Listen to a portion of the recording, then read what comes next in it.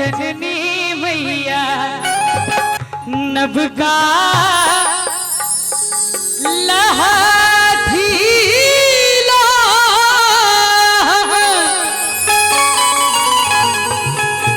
करब श्रृंगार हे जग जननी मैया।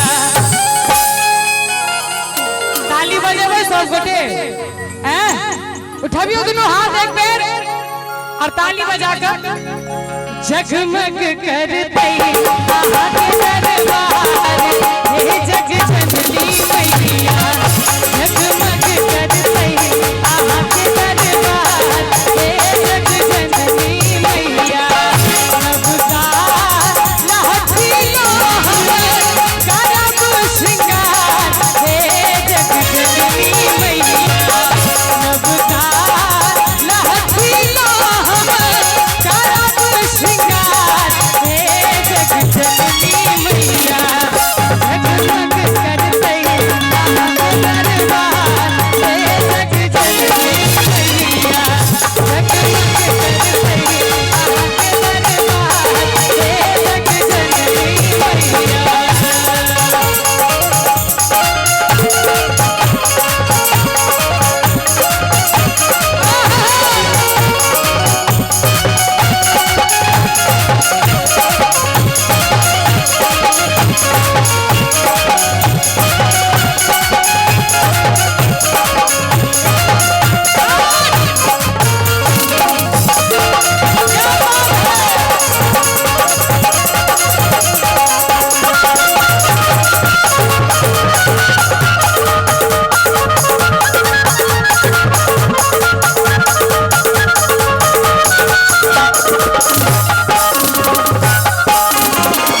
लाले रंग सुवानब लाले रंग टिकुली हे जग जननी मैया। लाले रंग सुवानब लाले रंग टिकुली हे जग जननी मैया। कि लाले रंग नुवानब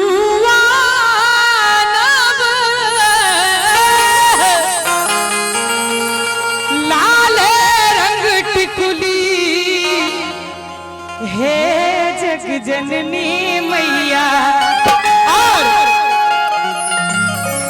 ताली बजबा के ठेकाई है सबले में छथिन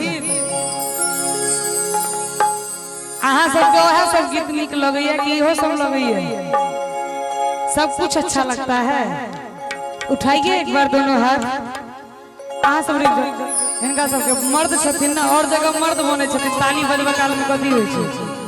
उठाबियो दोनों हाथ आप सिर्फ अहाँ सब ताली बजाबे कनी पाछुओ से लाले अरहुल के भैया हे जग जननी मैया। लाले अरहुल के भैया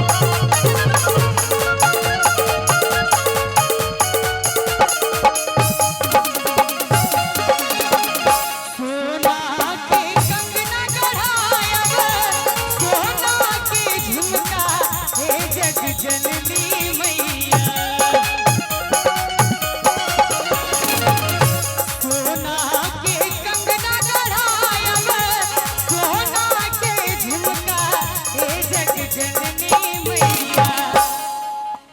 सोना के कंगना गढ़ायब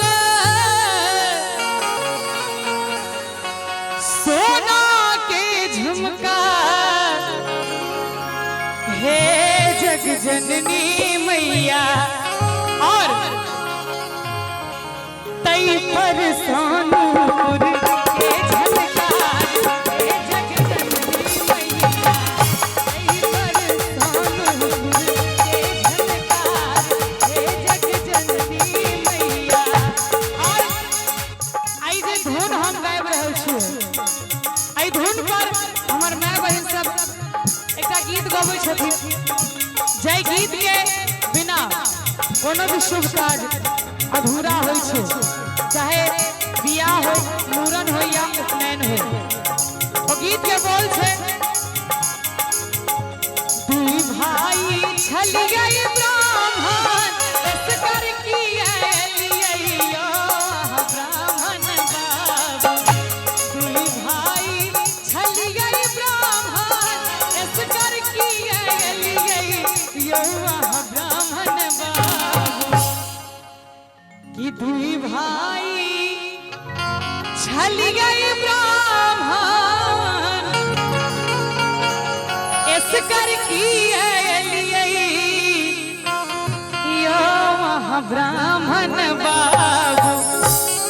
ठीक है रहल छियै हम, ठीक गबै छियै हैं, किछ गलत नहीं गाबि देलियै। आई के आगू की छै हमरा बिसरा रहल है। कहवा छोड़ल छोट